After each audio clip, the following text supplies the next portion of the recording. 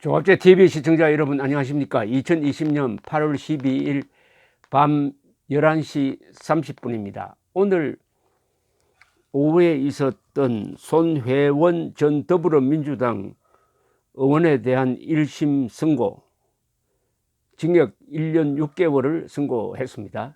부동산 실명법 등 위반입니다. 그러니까 목포 지구에 대한 개발 정보를 미리 얻어 가지고 그 지역에 여러 채의 건물을 차명으로, 자기 이름으로 산 게 아니라 차명으로 샀다는 사실을 법원이 인정을 했습니다. 자, 구속은 면했습니다. 이제 2심 대법원 판단이 남아 있습니다. 그러나 현재 상황에서 보면은 오늘 판결문이라든지 오늘 선고 형량이라든지 그 다음에 보좌관도 같이 실형을 받았다는 점이라든지 이렇게 종합해 보면은 이 선고가 바뀔 가능성은 형량은 모르지만은 상당히 적어 보입니다. 자, 그렇다면은 그동안에 손혜원 씨가 언론을 상대로 했던 이 호언장담은 어떻게 되느냐? 투기가 사실이라면, 즉 차명으로 매입을 했다는 것이 사실로 밝혀지면은 목숨과 전 재산을 내놓겠다고 공언을 했습니다. 그런데 손혜원 씨의 재산은 53억 원으로 지금 신고되어 있습니다. 오늘 서울남부지법 형사 4단독 박성규 부장판사는 부동산 실명법 위반 등 혐의로 기소된 손혜원 전 더불어민주당 의원에게 차명으로 부동산을 사들인 혐의를 인정해가지고 징역 1년 6개월을 선고를 했는데, 이 검찰은 4년을 구형했습니다. 선고하면서 방어권 보장 차원에서 법정 구속하지는 않았습니다. 이건 봐준 겁니다. 사실은 이 정도 사안이면 법정 구속이 맞습니다. 왜냐하면 판결문에도 나오지만은 잘못했다, 개전의 정을 보이지 않는다, 그렇다면은 증거를 인멸할 가능성도 있다고 봐야 되거든요. 어쨌든 이거는 봐준 건데 그 내용은 뭐 확실하게 선고문에 나와 있습니다. 재판부는 매매 대금과 취등록세 등을 부담하는 주체가 누구인가를 고려했을 때 피고인 손혜원이 매매 대금과 취등록세를 포함해 중개수수료, 리모델링 비용 등을 모두 부담했다. 따라서 피고인이 실제 권리자로서 타인의 명의로 매수해 등기함으로써 부동산 실명법을 위반했다. 부동산을 취득해 처음부터 친밀한 계획에 따라 부동산을 취득해 공직자의 신뢰를 크게 훼손했다. 우리 사회의 시정해야 할 중대한 비리를 수사 개시 이후 법정에 이르기까지 범행을 극구 부인하고 있다. 극구 부인하고 있다. 개전의 정이 없다. 이렇게 이제 실형을 선고를 했는데, 그동안에 이 손혜원 씨가 쏟아낸 말을 이 조선닷컴이 정리를 했는데 아주 기도차지 않습니다. 얼마나 확신에 가득 찬 있는지 말이죠. 2019년 1월 17일 페이스북에서는 저 손혜원 목포 투기가 사실이 아니라는 데에 제 인생과 전 재산은 물론 의원직을 걸겠습니다. 2019년 4월 4일 페이스북, 목포에 차명 제 건물이 확인되면 저는 전 재산을 내놓을 것입니다. 처음 약속대로. 작년 6월 18일 재판을 통해서 목포에 차명으로 소유한 제 부동산이 밝혀질 경우 전 재산을 기부하겠다는 입장엔 변함이 없습니다. 올해 2월 10일, 올해입니다. 제가 처음부터 말했죠. 제가 차명으로 구입한 목포 부동산이 단 한 건이라도 있으면 전 재산을 기부하겠다고요. 그 약속은 영원히 유효합니다. 자, 그러면은 이 약속을 지킬 것이냐? 물론 이번 선고에 본인은 불복하고 있습니다. 항소하겠다고 합니다. 조수진 미래통합당 의원은 페이스북에 목숨 걸겠다, 차명부동산 밝혀지면 전 재산 기부하겠다던 손혜원 1심 유죄, 이번엔 뭐라고 할까? 1심에서 유죄가 인정됐으니 이제는 또 무슨 말로 둘러댈까라고 했습니다. 글쎄요, 이 정도로 확신이 있었는데 법원은 완전히 그것은 거짓말이었다, 차명으로 부동산 산 거 맞다 라고 판단을 했으면 손혜원 전 의원은 오늘 기자회견을 하고 아주 단호하게 반박을 해야 될 것 같은데 그렇게 하지 않고 있습니다. 좀 기가 죽은 모습입니다. 그러니까 손 전 의원은 작년 1월 의혹이 최초로 불거진 뒤 아주 당당하게 기자회견도 막 하면서 마음대로 물어보라고 그러고 당당하게 투기 혐의를 전면적으로 부인했습니다. 작년 1월 15일에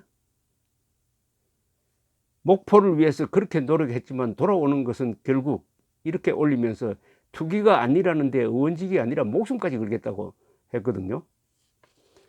1월 23일에는 작년 목포에서 기자회견을 자청해 가지고 궁금해 하시는 모든 질문에 대답하겠다고 했습니다. 그런데 100분간 이어진 기자회견에는 불리한 질문에 대해서는 검찰 조사 받을 때 알려주겠다, 지겨워서 말 못하겠다면서 답변을 피했습니다. 손 전 의원은 당시 기자회견에서 국회의원으로서 이해충돌 위반이 아니냐, 국회의원으로서 취득한 정보를 부동산 매입에 쓴 것은 이해충돌 아니냐는 질문에 대해서는 평생을 살면서 제가 한 번도 제 이익을 위해 산 적이 없다. 야, 이거 참 이런 승인군자가 있습니까? 예수님이나 무슨 예수님 같은 이야기를 했네요. 평생을 살면서 자기 이익을 위해서 산 적이 한 번도 없대요. 그런 사람이 있을 수가 있습니까? 기자 질문이 이어지자 그 이야기는 그만하겠다, 이해 충돌과 관련해서는 지겨워서 더 말 못하겠다 등등. 또 검찰 수사가 진행 중일 때도 목포의 차명제 건물이 확인되면 저는 전 재산을 내놓을 것입니다. 특히 작년 6월 18일 페이스북에 이렇게 써놨습니다. 오늘 기소 내용을 보면 조카 손소영 소유의 부동산 3건은 차명이 아니고 조카 손장훈 소유의 창성장만 사명이라고 되어 있습니다. 다소 억지스러운 검찰 수사 결과 발표를 납득하기 어렵습니다. 일단 검찰의 기소 결정이 난 만큼 재판을 통해 당당히 진실을 밝히겠습니다. 무리한 의혹 제기 보도로 5개월 내내 강도 높게 조사받으신 분들 고생 많으셨습니다.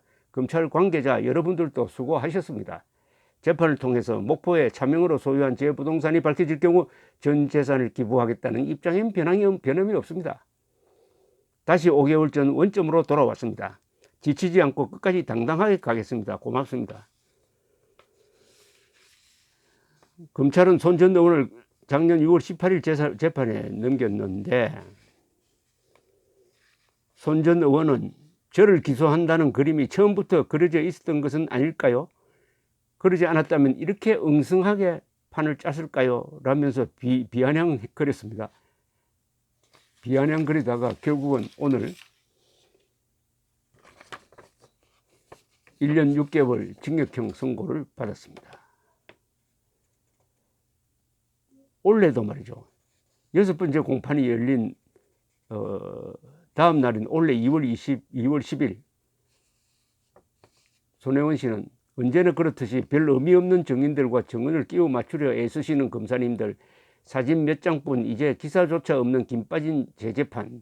제가 처음부터 말했죠. 제가 차명으로 구입한 목포 부동산이 단 한 건이라도 있다면 전 재산을 기부하겠다고요. 그 약속은 영원히 유효하다. 기부하겠다는 이야기를 여러 번 했습니다. 이제 대법원 판결 때까지 기다려 봐야 되겠는데 이 약속을 지킨다? 목숨도 바치겠다, 재산도 바치겠다, 의원직도 포기하겠다. 뭐 지금은 국회의원이 아니니까 말이죠. 나머지 2개의 약속을 과연 지킬 수 있을까요? 안 지키겠죠. 이 좌파 성향과 우파 성향 사람들을 구분하는 방법이 하나 있습니다. 우파 성향 사람들은 진실이 밝혀지면은 사과를 합니다. 잘못했다고 하고 부끄러워할 줄 압니다. 그러나 골수좌익은 거짓말 하는 데 대해서 양심의 가책을 느끼지 않습니다. 거짓말이 밝혀져도 딱 얼굴에 철판 깔고 그걸 부인합니다. 그것은 그들의 소신에서 나온 겁니다. 그게 그들의 양심입니다. 그들은 양심이 있다고 생각할 거예요. 우리의 양심은 당신들 양심과 다르다. 우리의 양심은 계급혁명을 위한 양심이다. 계급혁명을 성공시키기 위해서는 거짓말, 살인, 방화, 반역 다 할 수 있다. 이게 계급투쟁론자들의 특징입니다. 그러니까 거짓말 한다고 해서 양심의 가책 느끼면 그건 골수좌익의 자격이 없습니다. 손혜원 씨의 이념 성향을 좌파라고 규정할 수 있을지는 모르겠지만 아버지의 성향을 보면은 그런 집안에서 자란 건 사실이죠. 아버지가 좌익 운동을 한 사람이니까요. 어느 정도 그 소신에 투철한지는 모르지만은 이번에 한 발언을 쭉 읽어보면은 그런 계급투쟁론적 사실인식에 대한 태도를 좀 느끼게 됩니다. 제가 1950년 6.25 나기 전에 미리 월남했던 이제 연세가 80, 90 되는 분들을 만나면 꼭 묻습니다. 선생님들이 경험한 공산주의 한마디로 말하면 뭡니까? 뭐라고 하는지 아십니까? 빨갱이 뭐 이렇게 하기 전에 거짓말쟁이입니다 라고 합니다. 거짓말쟁이. 가장 인상적인 게 거짓말쟁이랍니다. 좌익에 물들면 거짓말쟁이가 됩니다. 거짓말쟁이. 우리가 지금 문재인 대통령과 김정은의 공통점은 두 사람이 하는 말은 거꾸로 들으면은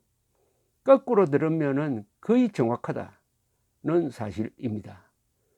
손혜원 씨도 이 집권 세력과 친한 분 아닙니까? 그러다 보니까 자연히 가게도 그렇고 그동안 집권 세력에 몸담은 사람으로서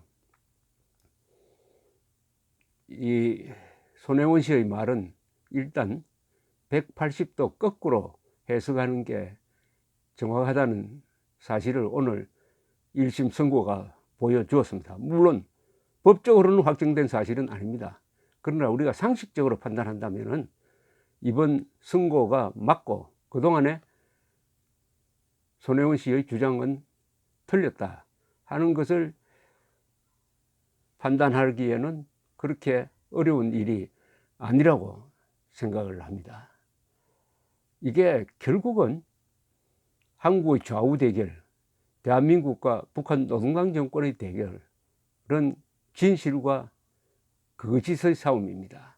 그런데 문제는 이 거짓말 집단과 싸우다가 보면은 그 싸우는 우파 보수 진영 안에서도 거짓말을 해도 된다 하는 생각을 갖게 됩니다. 그러면 무슨 꼴이 나느냐? 괴물과 싸우다가 괴물과 닮아버립니다. 이것을 경계해야 합니다. 감사합니다.